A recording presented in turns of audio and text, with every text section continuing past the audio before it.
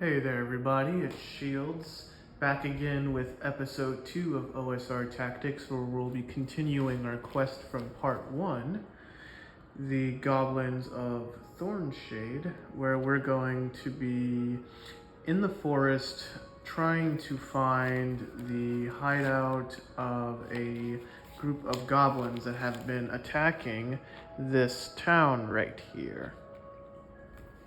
Now, to reintroduce you to the characters, the first character we've got is Galaran Stormchaser, who is a 4th level fighter. He currently has 4 hireling soldiers at his command. He's got a longbow, plate armor, +2 warhammer with a short sword. He's got 22 hit points. At the moment, his highest stat is charisma with 16. And he is represented by this miniature here from Alternative Armies. And then character number 2 is Seraphin Dagraven. He's a 3rd level magic user. Let's see here. He's got a sling with stones. He's got a spell scroll, which is protection from elementals. His spells are sleep and protection, and then he picked up a necromancer spell book from a previous adventure. So now he also has chill touch, cause fear, animate dead, blindness, deafness, and speak with dead. He currently has a torchbearer and a mule as his hirelings. Now, to give a recap of the events of part 1, if you were not there for it, but I highly recommend that you go back and watch that. We fought a werebear. We were surprised and ambushed, and Galaran, before he was ultimately killed, he contracted lycanthropy and had to get healed in 7 days, which he is now currently healed. But something worse had happened to him, is that he was killed by the werebear, which caused my party to flee back to Riverbrook to have him resurrected, at which point it costed 400 gold to do so, and then he had to pay an extra 21 gold to get up to his max hit points. So now we will be beginning our 2nd day of adventuring. So let's go ahead and get to it. So as I said, somewhere within these forests and mountains is going to be the prospective Thornshade, which is the lair for these pesky goblins. So we're going to go ahead and move. I just want to draw your attention to the Getting Lost in Encounters table, where we have to make 2 rolls every hex we move, where we have to roll to see if we're either lost or that we have an encounter. So let's go ahead and get started with that. I'm going to go ahead and enter through this hex here. So we're entering there, and then I'm going to go ahead and make that d6 roll. So we are not lost. And then here is a 2nd roll for a random encounter. And there is yet another random encounter on this hex. Sheesh, this fucking forest is crawling with monsters, I see. Alright, so anyways, here we are. Let's see here. Let's go to Wilderness. So we're going to be rolling on the forest section of table 39 here. So let's go ahead and roll that. Number 4, that will give us some kind of animal, which may or may not be a bad thing. So going here, open forest, looks like we got a d6 roll.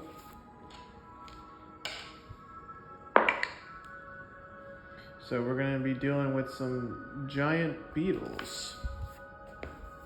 So let's go ahead and move over to the notes here. So let's see here.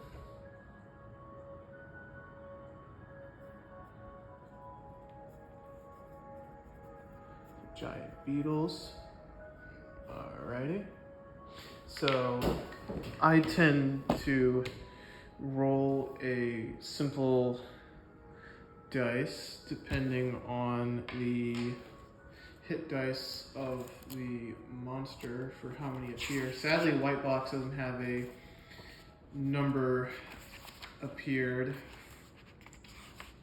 So, you know, solo RPG, so kind of have to go with what feels best for you. Anyways, we have giant fire beetles here.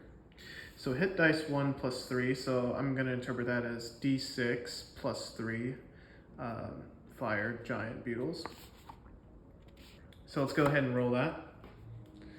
So the first roll, so 2 plus 3, so we're dealing with 5 encountered.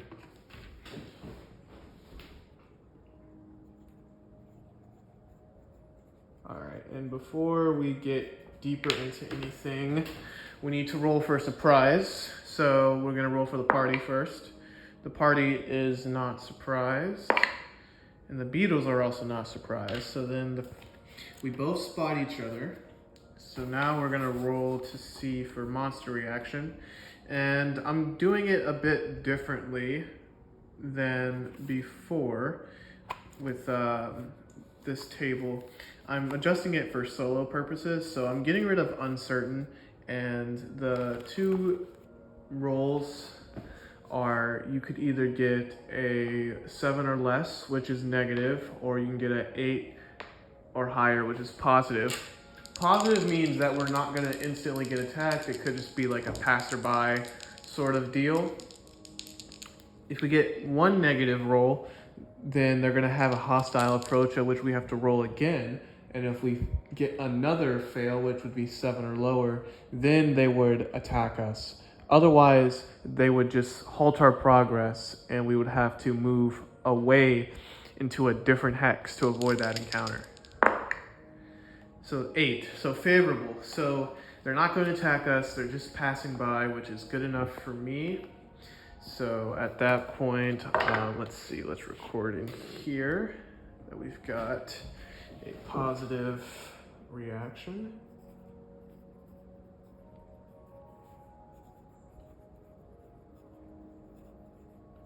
Perfect. Alrighty, so let's continue forwards then. So we can move 1 more hex until the day ends. So we can either patrol around the border as such, which I think I might do that just so that I'm still within quick distance of the town if I need to pull back. Like I said, the last game of this, I almost lost my 4th level fighter. That would have made me very frustrated. Anyways, we're going to move into this hex now. So we're moving southeast.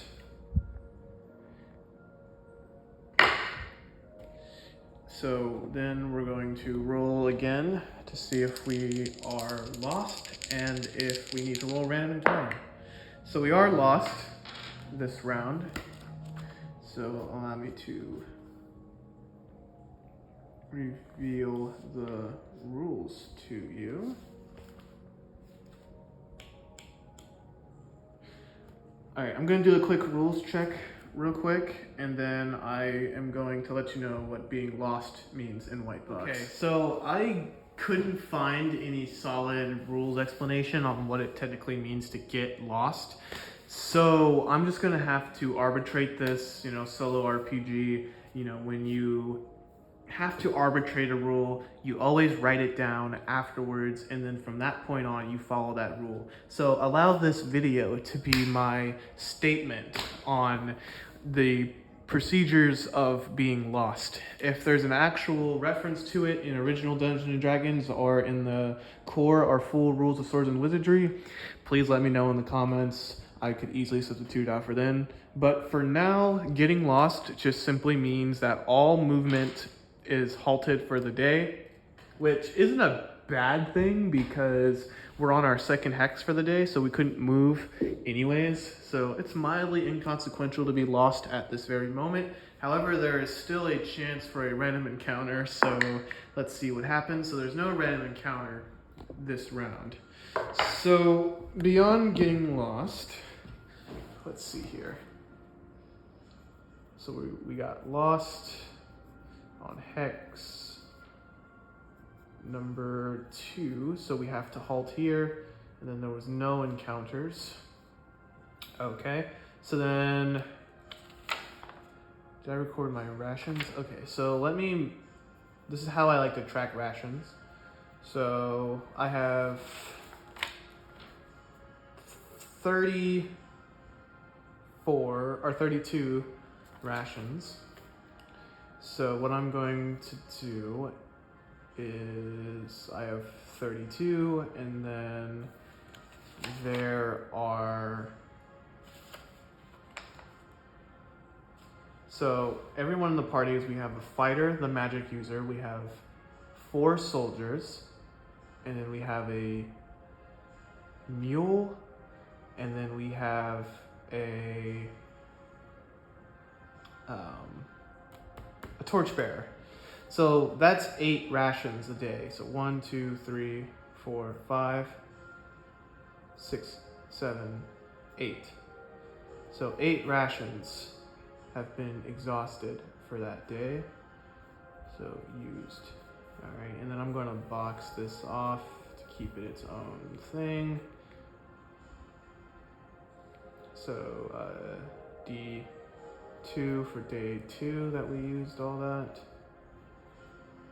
All right, so then now we're moving into day 3. Alrighty. So in that case, we're gonna keep patrolling. We're looking for a specific feature, so I'm going to, at that point, just roll a percentage die to see if we can find what we're looking for. There's no wisdom bonuses or anything like that that the party currently has.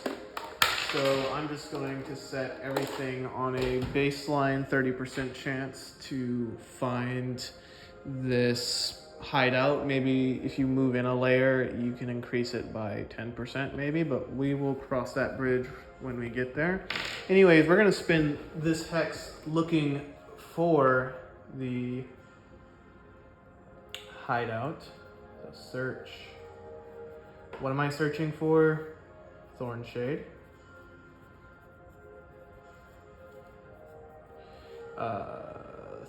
30% chance.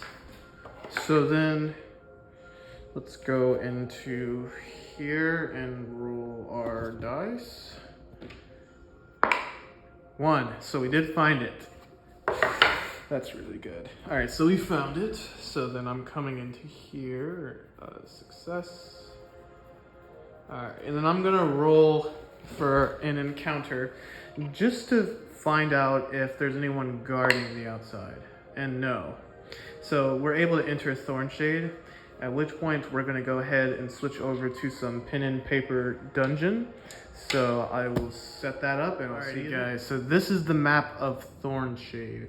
This is just the entrance right here because this is just the only place my characters have gone. Now this place has a special rule where whenever there are monsters that are around, before I go to the random encounter charts, I roll a dice. On a 1, 2, or 3, they're actually goblins that spawn. So the place is crawling with goblins. And then every chamber, we're gonna say that their lair has a like a 1 to 2 chance of being found.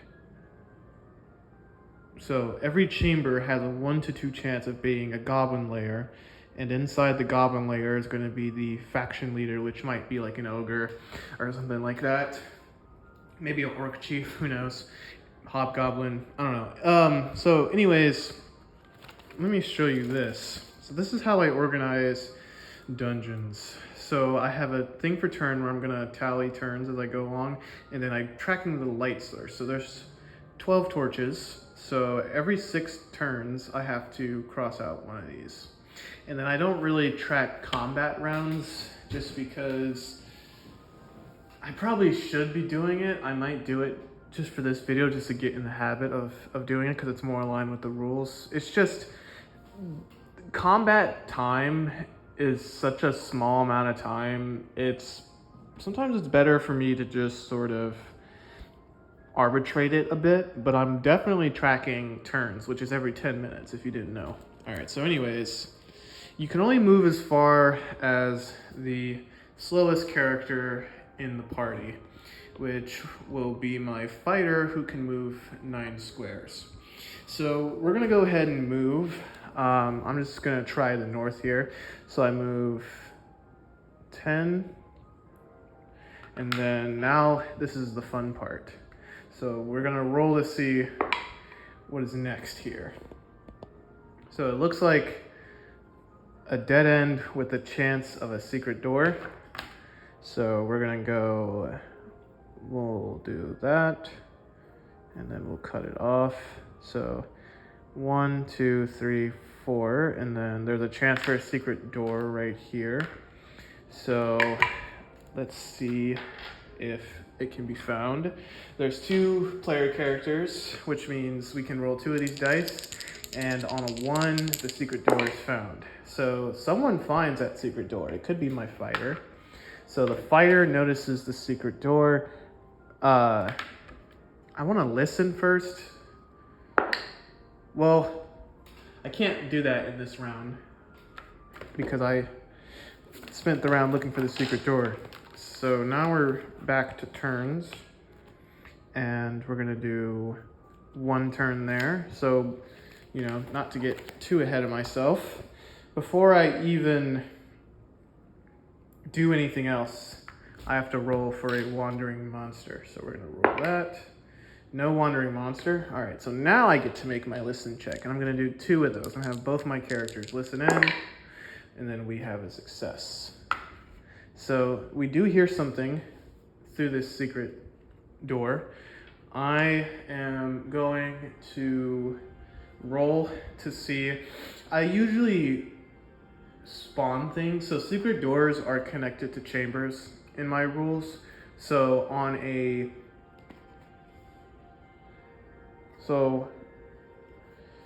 on a 1 to a 2, I'm just gonna see if they hear anything. On a 1 to a 2, there actually is something in there. All right, so it's 3. So they heard actually nothing, right?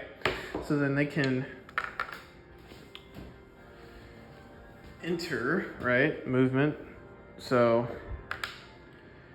they open up into a chamber. Could be a treasure room, something like that. I'm just gonna make another one of these, right? So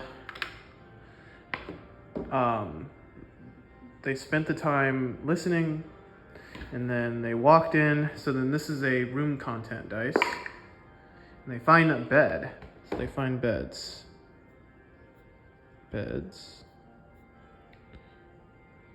So this is like some kind of living quarters. And then that would be another turn since they already did their action. So let's see here. Turn 2. Okay. All right. And then now we have to roll for another wandering monster. No wandering monsters this time. So then I'm going to have them search for any kind of loot. It spawns on a 1 to 2. There's no loot in this room. So they found a secret living quarters with no treasure inside of it. So I'm gonna name this, I'll call this secret 1. So this is secret room 1. Okay. We found beds. Let's see, we looted.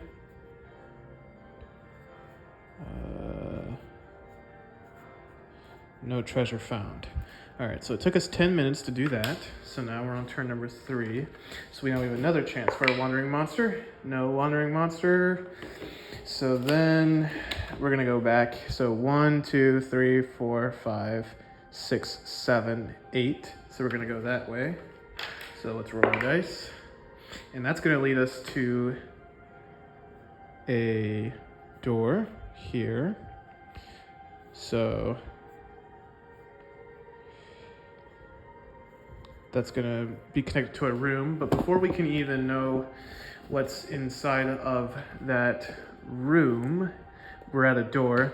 Now this is how I do doors.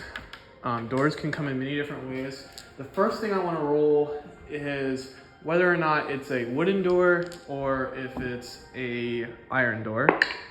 So I didn't roll, there are iron doors on a 1, so it's not an iron door, and then it's locked on a 1.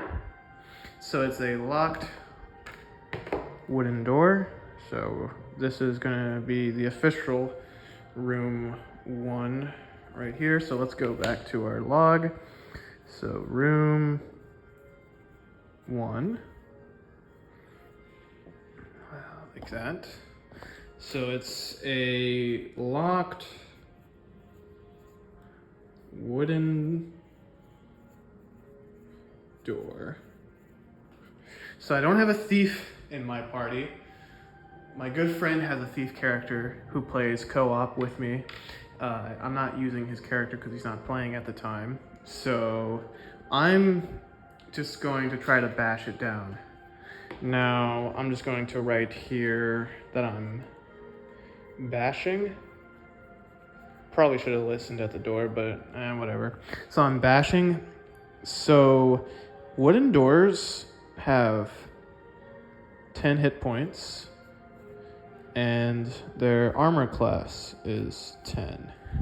So making a bash attack, and then after every bash I roll for a wandering monster without making noise. So that, and I'm bashing with my mace. So I do 3 damage to the door. All right, and then let's see if anyone heard that. No one heard it, so then I'm rolling again. Let's see here, I get a +2 to hit, so then 6. So now it's reduced to 1.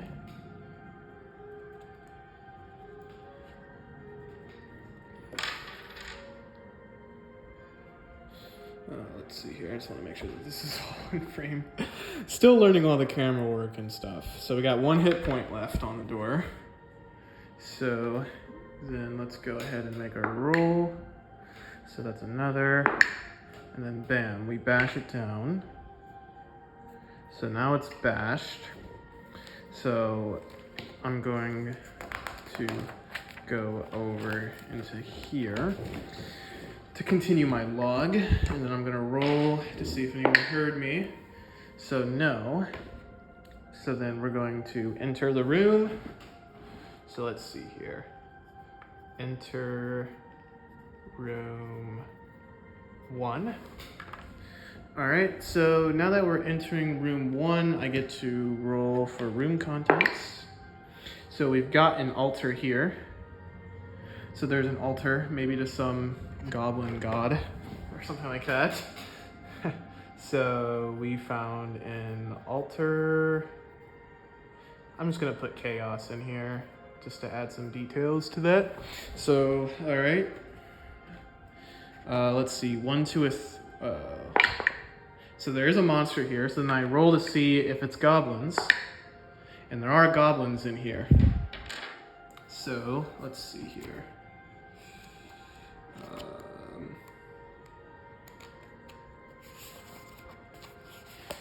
Let me see if there's the goblin lair. So it's not the lair, but let me go over to goblins in white box for you, and then we can generate some stats. So 1 hit dice, so they're -1. So we're gonna roll a dice and then subtract 1 for how many goblins are in this room. They're small creatures. They attack with -1. Okay. So the thing with these are that they are not surprised because I was bashing down the door. So there's no way that they could be surprised because they heard me bashing the door for at least 3 rounds of combat, so for at least 30 seconds. All right, so we're gonna roll a d6 here. So there's 2 goblins in here. So goblins. All right, so 4 hit points, and then just for my own just to kind of make things interesting, I'm gonna roll to see if there's a goblin shaman. We'll just make it a 1. All right, so yeah, no, nothing like that. All right, so we're gonna roll the other dice. 2 hit points. All right, so then we're gonna have to roll reaction. Before I do that though, let me just reference their hit points real quick. So, well, not their armor class. So they have AC 13. So I also like to write that down too on here. Alrighty. So at that point, let's roll for the reaction. Favorable. So they don't attack us outright. Maybe they offer us some kind of treasure. No. But they're not necessarily hostile. There's no elves or anything like that I can communicate with them. So we might as well just exterminate them. So we're gonna do a combat right here. So no one can be surprised. So I'm rolling a d6 for the party initiative, which is 2, and then the goblins get a 5. Because they're heavily outnumbered, they're gonna have to make a morale check in order to keep fighting, in which that they pass. If they go 7 or higher, then they're gonna try to run away or surrender. All right, so they're going to attack. I'm going to just put them up against our soldiers who have an AC of 13 each because they have leather armor and a shield. So the first attack misses. The second attack hits. So one of my guys is going to take 3 points of damage. So I'm just going to go over to my fighter. And then we'll just do this, right? So then we'll go 6. And then he'll be brought down to 3 HP. Alrighty. So then I'm going to have my soldiers attack back. So that's a hit. One of these goblins takes 5. And then that will not hit. So let's see here. So we're going to go ahead and cross that guy off because he's dead. Alright, goblins. Let's see. This last goblin's got to make a morale. He passes, so then he's going to try to attack, in which that he hits, dealing 2 points of damage. So we're going to bring him down to 1. This is why we have cannon fodder. Alrighty, and I don't know why that 1 is there. I think that was supposed to be erased. Alright, so anyways, we're gonna have the soldier attack again. Alright, so that's a hit, dealing 1 point of damage. So I don't have to record that. I know it has 1 hit point left. Alright, so then this goblin's gonna make a morale. So this time he fails. So he's gonna try to get away. So this is just another, I don't really use like oracles, but this is just sort of like a chance roll. So 7 or less is, so from the goblin's perspective, 7 or less would mean that he can't get away. But 8 or more means that he does. So he can't get away this round. So then at which point, I'm going to have him attack. I'm going to attack with my soldier. And that is enough to finish him off. So then we're going to talk about XP, right? So the XP is, for these guys, is 20. So then we're going to see what treasure they had. So going to our treasure table here, XP total is 20. It took me forever to figure out how this table is supposed to work. So if you have any more ideas, like if you think I'm not doing it right, then just let me know in the comments. We can talk about it. But anyways, so I'm gonna roll here for a multiplier. So 2. So 2 times 2 is 40. I don't really like to mess with copper and silver just because like if you go into the, like if you go into the actual inventory section of Whitebox, nothing is worth silver coins, nothing is worth copper coins. It's just like another annoying thing to sort of track. So, solo RPG, do it however works best for you. So I'm just gonna go straight to gold, and I'm just going to assume that from here they had 40 gold. So we're gonna go to treasure. So, whether they had actual 40 individual gold coins, or maybe that there's artifacts on the altar that are worth 40 gold coins, whatever, I'm not too worried about the fine details. This is just how much we've gotten for defeating these goblins. So looting takes 10 minutes, so let me actually tally a turn. Yeah, I count looting as an action. So let's go back to here. And then let's add a turn. And then we're going to roll. No wandering monster. That's fine. So then we are back to here. Let me draw an altar right there. All right, so now that we cleared out that room, we're going to 1, 2, 3, 4.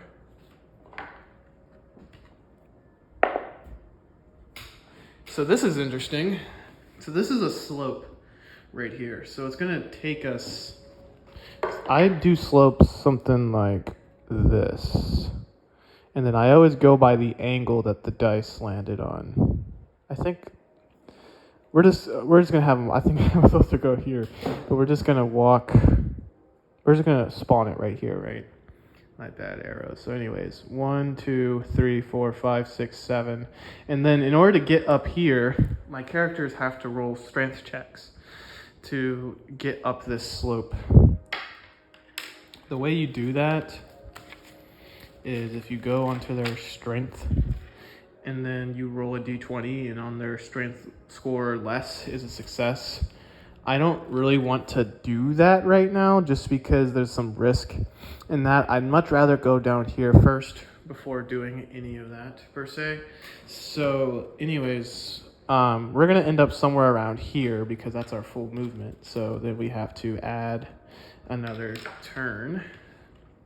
So then we're gonna roll again, no wandering monsters. So then we're going to 1, and then let's see what's down there.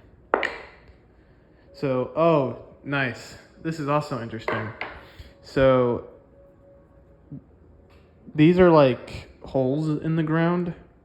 So it looks something like that. So I have to actually make a roll or something to get across this gap, like a strength check. If I had a grappling hook, I could pass through it. But what I want to do is I want to go back up to the surface and then maybe try to manufacture a bridge of some kind. So then I can make the bridge and then cross over that way. And then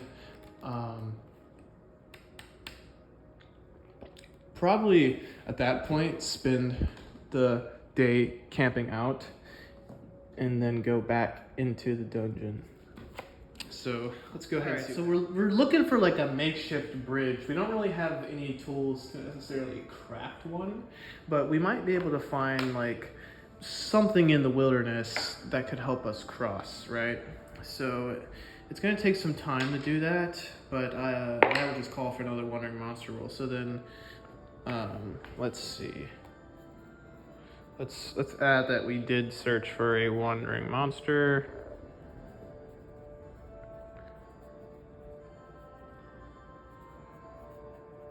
All right. So now we're gonna go back into the dungeon here with our makeshift bridge, and we're gonna install that right here. So now that that's installed, we're going to add a turn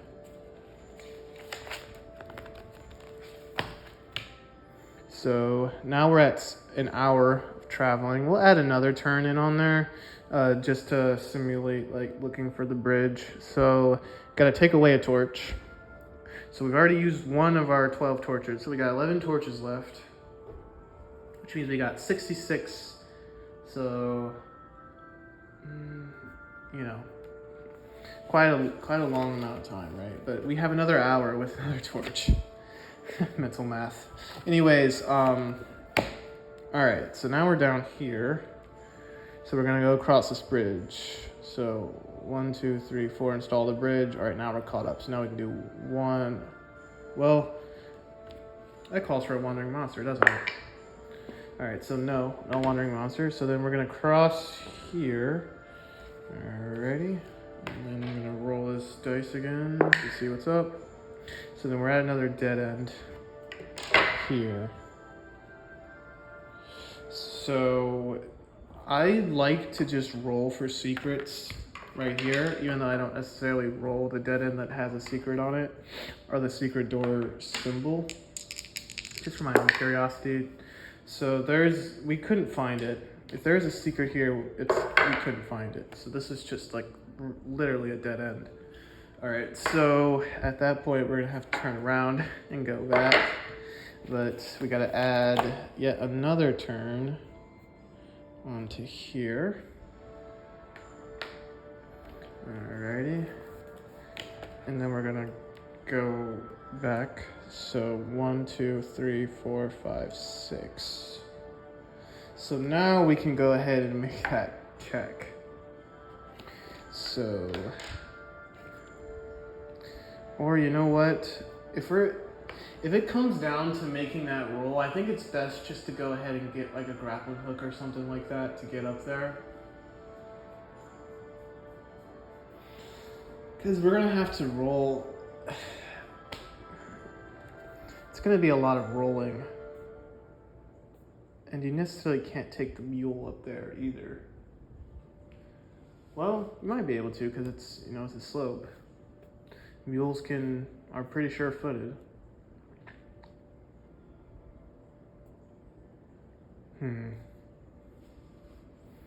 Let's just see if we can get up there. So my first character is a roll of 13, which is success. And then I gotta check the strength of my magic user. I don't really roll for hirelings. Okay, he also has to roll a 13 or less. Just because, it's pretty tedious. But so the magic user can't make it up there. So now the party is technically split. And then we're at another sort of collapsed part. So Thornshade is pretty dangerous, as you can see. So then it collapses up here, and we pass the climb check. So let's see here.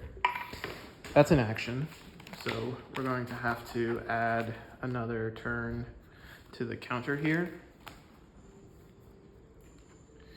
And then I'm gonna roll another d6 here, just for a wandering monster. So there is no wandering monster. So we're just going to exit again, and then I want to go back to the town, and I actually want to get supplies to climb that, so that we don't have to keep rolling. So we're gonna regroup and exit, which will bring us back to the wilderness. So let's see here. Installed makeshift bridge.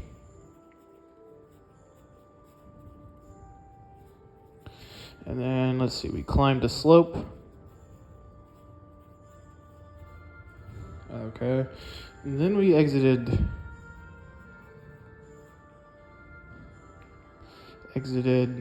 to Rivenbrook. So we're gonna go back to Rivenbrook now to see if we can, at that point, get what we need to get. So let's go back here to our wilderness. We're gonna rest for a day. So then so we get our movement back. So it's day 3. So now it's day 4.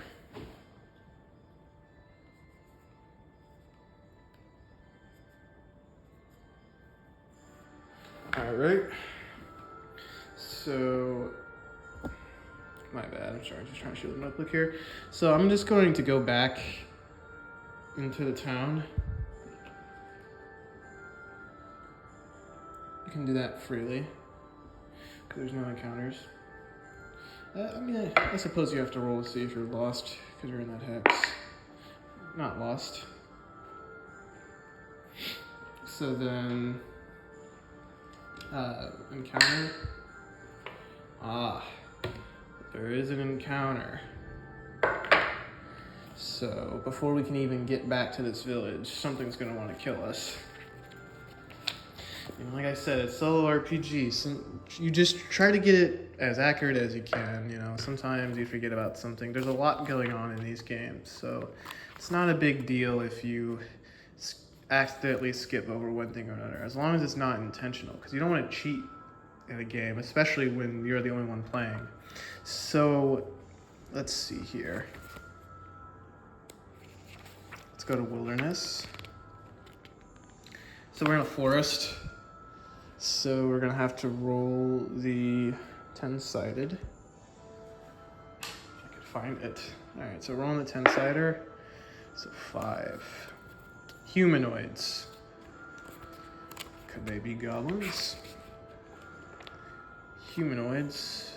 So we gotta roll another d10 right here. Hobgoblins. Alrighty. How many? 4. So we came across 4 hobgoblins.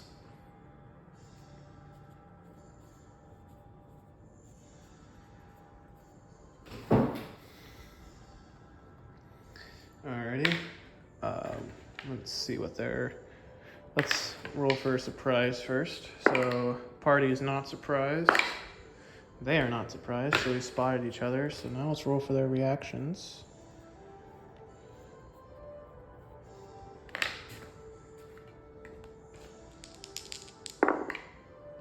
Unfavorable. All right, so are they going to attack? The answer is yes. So they are going to attack. Alrighty.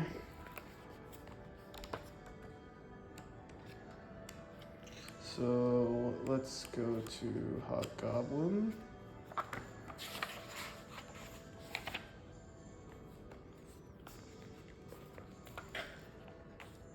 They have oh, they get 1. So there's actually 5 hobgoblins.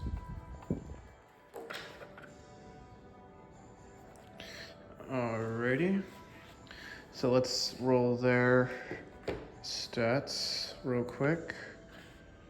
So 46 plus 1 on each of these guys. Alright, so 4443 is their code. 4, 4, 4, 3, and their AC is 14. Alrighty, since we're outside, let's do some miniatures combat, since there's a lot of figures in this fight right now. I'll be right back to set that. Alrighty, folks, so this is the battle.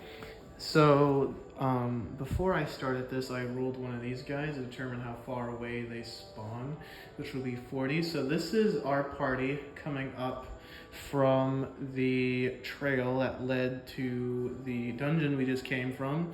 So we've got Galaran here, and with him he's got, let's see here, 4 men-at-arms. So let's see here, where could I place this guy?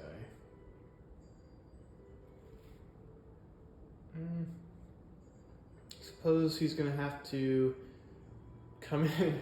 He can't spawn because I only allowed their deployment to be on this edge. So he's in the very back, I guess, guarding the rear. So he'll come in if he's necessary. Well, you know, this might be the injured guy. He only has 1 hit point right now. We're just gonna let him sit out. in this battle. So make sure he doesn't get killed, right? All right, so at that point,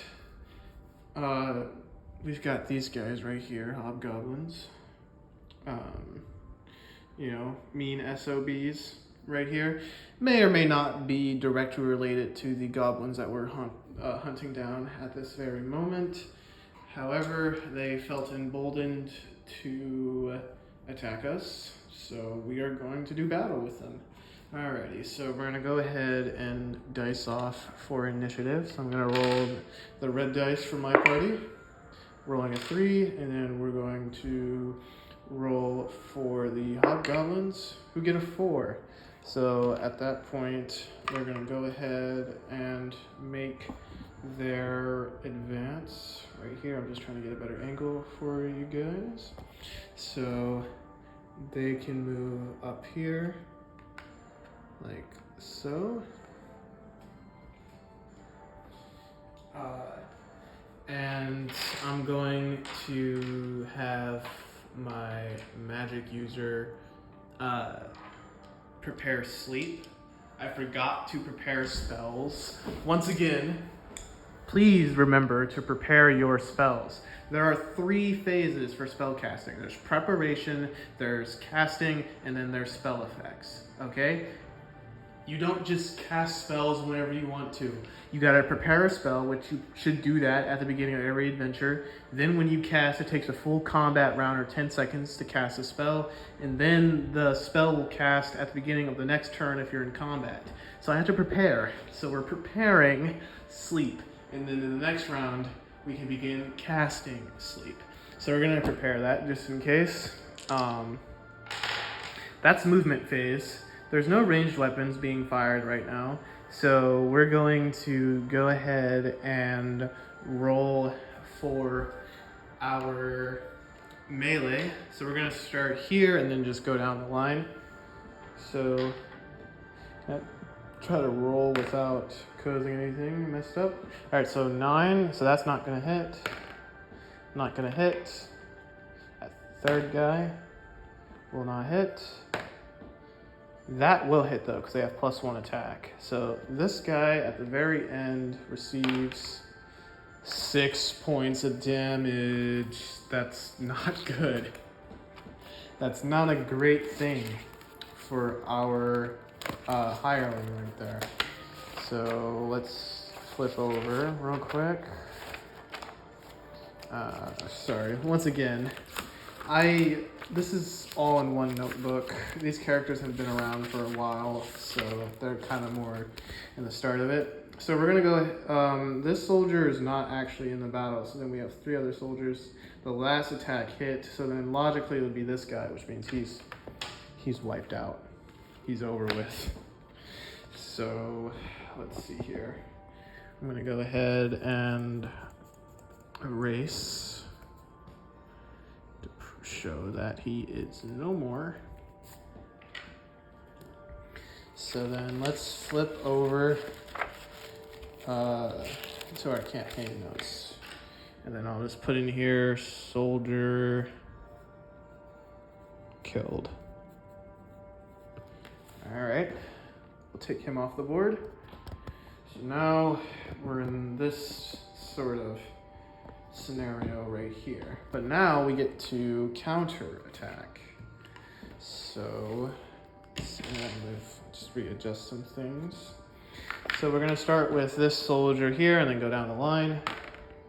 So that is a miss, and then I get a +2 to hit. I also miss. And then this other soldier will hit, dealing 5 points of damage. So then 1, 2, 3, 1, 2, 3. 5 points of damage. Eye for an eye, I'd say. All right, so we're gonna move him off the board. Now then, we're going on to the next round. Initiative stays the same because chainmail.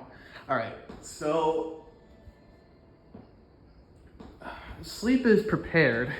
So now he has to begin casting. So now he is casting sleep, and he can't cast. The spell won't be fully casted until the beginning of the next turn because spells take 10 seconds to cast.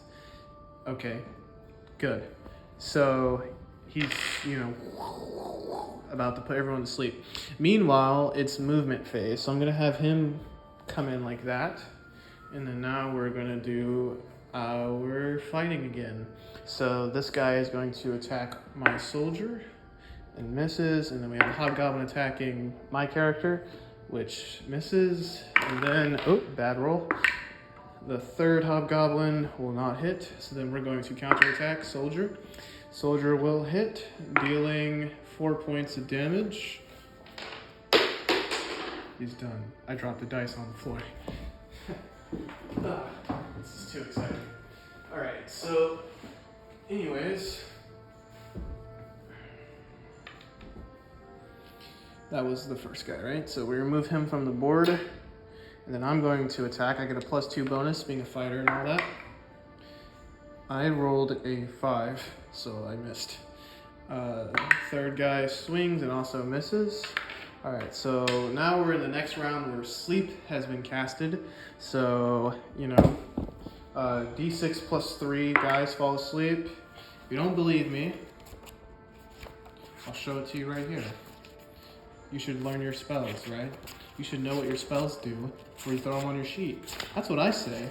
That's what being a good player is. But a lot of people like to just write down their spells and not know how they work.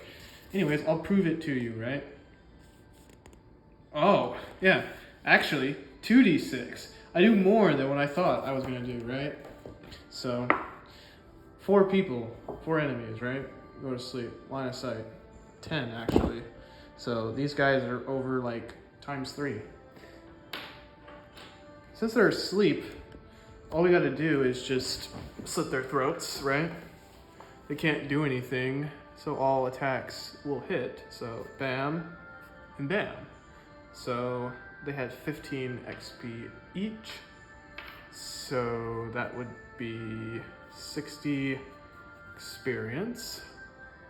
And we're gonna go ahead and loot these hobgoblins, see what treasure they had on them. Let's see here. I'm just gonna put sleep casted. Just showing that I used a spell slot right there. It's good to track your spell slots, which is something all responsible D&D players should be doing. Anyways, we're gonna go over to treasure. Don't rely on your dungeon master to do everything for you, right? Because sometimes the dungeon master doesn't even know what the hell's going on. All right, so we're gonna roll here for treasure. 3, so times 2. So treasure-wise, we had 120 gold, but we can exchange 100 for a magic item. I don't really mess with gems and jewelry and all that stuff, so there's a 10% chance. I just keep it simple. Gold is the only thing I'm worried about, and magic items. So there's no magic items, so it's just the straight 120 gold coins that they had on them. What they were doing with it, who knows, who cares? We're not worried about all the fine details. So after this, after burying our dead comrade, we will be able to return to Rivenbrook. So I'm gonna move the figure right there. And just going to notate right here. Returned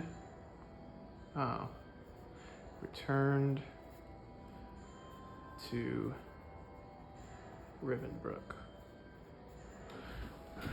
All right. So that's going to conclude it for today's episode. In the next episode, I'm going to do a little bit of shopping to get more supplies, maybe replenish my lost soldier. And we're gonna go back into the dungeon with some more supplies and then see if we can find out where that ogre is hiding. Until then, my name's been Shields, this is OSR Tactics, and happy gaming to everybody.